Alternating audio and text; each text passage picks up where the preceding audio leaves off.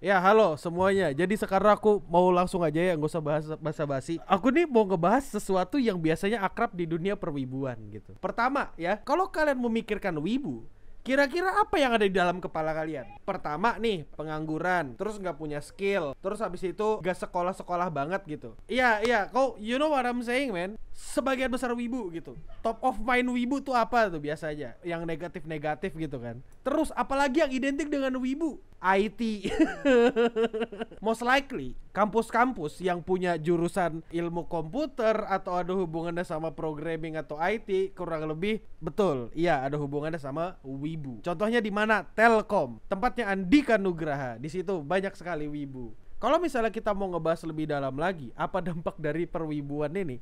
Ya sebenarnya bukan eksklusif ke wibu ya, tapi ini lebih ke arah lebih luas gitu, masyarakat luas. Yang dimana masyarakat Indonesia ternyata banyak yang termasuk ke dalam golongan wibu atau otaku toksik gitu. Maksudnya tuh apa tuh otaku atau wibu toksik Jepang gitu? Di sini kalau kalian mau tahu, ternyata ada beberapa survei yang bilang atau ada beberapa penelitian mungkin yang dimana mereka itu ngomong kalau di Indonesia Gen Z 20,31% itu NEET. Nah buat kau yang nggak tahu NEET itu apa, NIIT itu apa, intinya NEET itu adalah not in education, employment or training. Ya intinya pengangguran tapi lebih advance bahasanya. Nah di Jepang apakah banyak yang kayak gitu? Banyak. Dan biasanya ini emang melanda remaja-remaja. Jadi kayak mereka itu bergantung dari orang tua. Dan yang dimana mereka itu ya udah hidup makan minta sama orang tua tanpa berkontribusi ke masyarakat atau bahkan gak mau mencari penghasilan sendiri. NEET sama hikikomori itu berbeda. NEET itu orang yang dia cuma gak kerja, dia pengangguran. Kalau hikikomori dia itu cuma dalam kamar. NEET itu belum tentu hikikomori itu belum tentu NEET. Hikikomori kan orang yang suka mengurung diri dalam kamar. Tapi kalau NEET itu belum tentu dia suka mengurung diri dalam kamar. Contoh NEET yang lagi rame sekarang. Kau datang deh iseng-iseng siang-siang datang ke warkop atau malam-malam sampai tengah malam datang ke warkop. Coba liatin apa yang terjadi. Orang-orang tuh HP-nya mereng anjir. Orang-orang nongkrong dengan HP mereng, terus teriak-teriak cacok-cacok main game. Cari aja di warkop atau di kafe-kafe. Ketemu gak banyak yang kayak gitu? Banyak. Most likely kalau misalnya mereka pakaiannya bagus, bisa jadi mereka kerja. Tapi kalau udah kayak gembel, kemungkinan besar mereka NEET gitu. Gak ada hubungannya sama wibu sih sebenarnya, cuma kata-kata NEET sendiri itu biasanya dikenal sama wibu gitu. Maksudnya wibu itu udah tahu istilah dari NEET. Contoh dari NEET di anime kayak misalnya Kazuma, Subaru.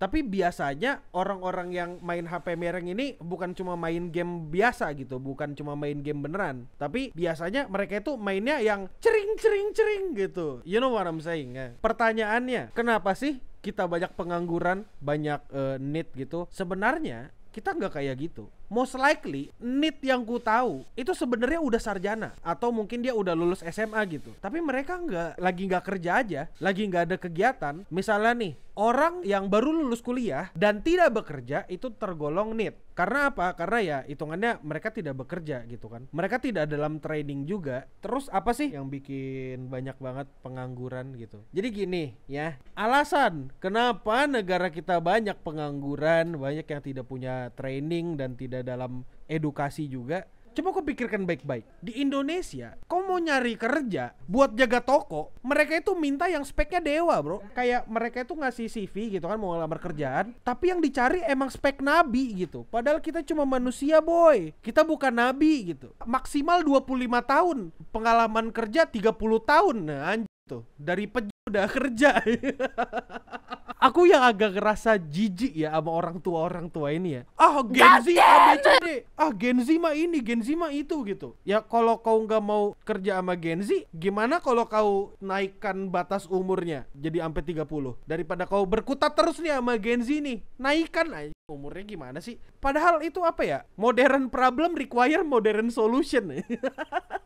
Jangan nyalahin Gen Z, kau yang bikin requirement kerja kayak gitu. Kau bisa ngeliat di sini nih. Syarat. Oh, ini Mixway di Indonesia nih. Ini Mixway di Indonesia. Pria atau wanita dengan usia maksimal 26 apa 25 tahun. Pendidikan minimal SMA atau sederajat. Tidak sedang kuliah atau berencana kuliah. Siap kontrak 1 tahun. Bersedia pulang malam. Sistem kerja shift pagi siang. toko tutup jam 10 malam, punya KTP dan ijazah SMA, rajin, jujur dan bertanggung jawab, bersih dan teliti. Maksudku, kau jaga toko tuh nggak perlu ada maksimal 25 tahun, bandingkan sama yang di Malaysia. Ya ini service crew, kita kerja dari jam segini sampai jam segini, 5 hari per minggu, dapat ini. Kalau di sini tidak ada dikasih tahu benefitnya, ini nggak ada benefitnya, cuma dikasih tahu syarat doang. Kau bisa ngeliat gitu perbedaan loker antara Malaysia sama Indonesia. Terus orang-orang tua ini ngomong, oh gua malas kerja sama Gen Z. Shut the fuck up man. Aku sama nggak ngerti juga sama orang-orang yang naro berpenampilan menarik. Kan penampilan tuh subjektif. Maksudku ini adalah salah satu alasan kenapa orang-orang ngomong kabur aja dulu gitu. Bukan cuma itu. Kok kalau di programming, di dunia programming, kadang-kadang nih satu programmer itu diminta untuk bisa 3-4 bahasa gitu. Kalau bahasa untuk komunikasi nggak masalah lah. Tapi ini bahasa programming, jago banget. Terus habis itu mintanya kayak ya kalau bisa ini ya yang 25 tahun maksimal ya. Kalau bisa kalau bisa ya ngerti front end, back end, UI UX. Ya tapi maksimal 26 tahun. Apa, Cok? Ngapain kau cari karyawan kayak gitu? Kau nyari karyawan apa nyari nabi anjir? Nabi aja mukjizatnya nggak bikin program. Iya, satu kerja 7 job desk gitu. Gak usah gitu di Indonesia nih. Yang paling ngehe itu kerjaan sosial media spesialis. Sosial media spesialis itu bukan satu orang, Cok. Sosial media spesialis itu ada orang ideation, ada editor, ada talent. Paling gak ada 3 itu tuh minimal tuh. Itu baru jadi satu tim.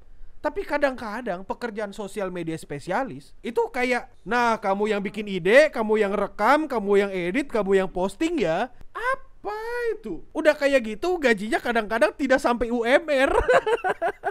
Ya kamu sehari harus bikin 3 video 2 postingan ya gitu. Kok nyari apa anjing? Kok nyari satu perusahaan itu namanya? Kadang-kadang, sering sih, bukan kadang-kadang. One man army anjing disuruh solo leveling. Makanya bro, cari kerja di sini susah. Banyak mau sumpah, dikira gampang kerjaan. Tapi faktor skill, rata-rata requirement kreatif tuh selalu double or triple job desk, real shit kalau kata gua. Kalau gajinya sesuai mah nggak masalah. Tapi kalau gajinya tidak sesuai mah sekarang masalahnya nih, ada orang-orangan sosmed nih kerja di perusahaan gitu kan. Terus habis itu, ya kamu udah kontribusi apa di sini?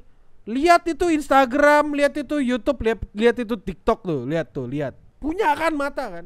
Kalau aku digituin aku jawab begitu anjir. Terus habis itu aku resign. Kalau bisa aku nggak mau resign. Kalau bisa, aku bakal kerja aneh-aneh. Aku tunggu di PHK anjir. Aku nggak mau. Kau harus bayar pesangon. Nah kadang-kadang juga perusahaan itu sengaja kontrak supaya apa? Tidak membayar PHK. Cuma gini ya, wajar lah ketika orang-orang lebih milih kerja di luar negeri daripada kerja di negara sendiri gitu. Lagian ya, kenapa sih kerjaan orang di luar negeri itu penting? Kayak kenapa sih orang tuh lebih memilih kayak kabur aja dulu?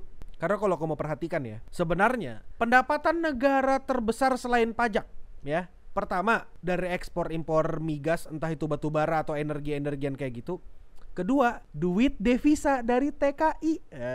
Ya kau cari aja datanya sendiri kalau kau nggak percaya. Nih, sumbangan devisa dari TKI sampai 230 triliun. Tertinggi kedua setelah migas. Gila boy. Dunia nih aneh gitu. Bukan dunia sih, negara kita sih sebenarnya aneh sih. Nggak, tapi maksudku gini loh. Seharusnya hashtag kabur aja dulu tuh jadi bahan untuk berkaca gitu ya. Ya do better gitu. Nah masalah pekerja-pekerja ini nih bukan cuma di susahnya mencari kerja, tapi begitupun ada orang yang cari kerja, mereka tuh biasanya berhadapan dengan UMR. Kalau di sini ya, sekalinya kita dapat pekerjaan, kadang-kadang job desk yang seharusnya untuk 2 atau 3 orang atau 4 orang tadi, atau job desk yang seharusnya untuk satu tim dikerjakan sendiri, kadang-kadang gajinya UMR. Maksudku kadang-kadang UMR, biasanya di bawah UMR. Kan itu yang jadi perkara ya. Kayak ada banyak men kalau mau ngomongin masalah tenaga pekerjaan di sini.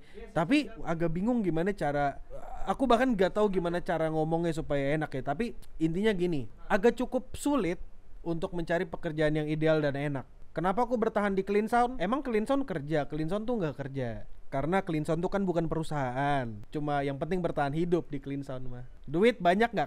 Kagak. Duit dari kalian yang sawer-sawer. Jadi makasih yang udah nyawer tadi ya. Nah dan ya udahlah itu aja lah bacot-bacotku soal masalah kabur aja dulu atau masalah cari pekerjaan. Tapi sebenarnya yang kalau dunia programming itu lebih sadis lagi, men. Kalau kau nggak spesial banget, kalau kau nggak punya sesuatu yang bener-bener stand out, kayak satu orang bisa ngerjain kayak front end, back end, UI, UX juga sekalian, biasanya kau agak kesulitan untuk bekerja gitu. Ini baru ngomongin yang di sosial media atau pekerjaan in general ya. Kalau di dunia programming, pekerjaannya itu lebih kejam lagi, men. Kau mau kabur atau nggak kabur dari negara, aku nggak peduli. Kalau misalnya kau mau kabur kemana? Kau tentukan tujuan negaramu misalnya. Emang negaranya sebagus itu? Kau berkaca lagi nih, misalnya kau mau kabur ke Jepang. Emangnya ketika kau di Jepang, kau mampu gitu milah-milah sampah kayak di Indonesia?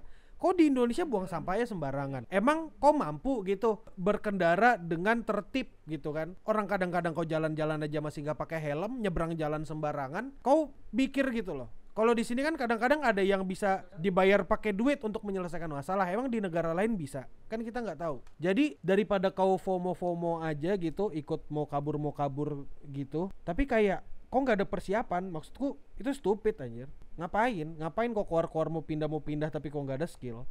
Saranku belajar dulu skill gitu, jangan kayak karbit gitu loh. Jangan cuma ikut-ikutan. Ya terserah sih kau mau ikut-ikutan, aku nggak peduli dan aku nggak mau ngelarang juga karena aku bukan bapamu.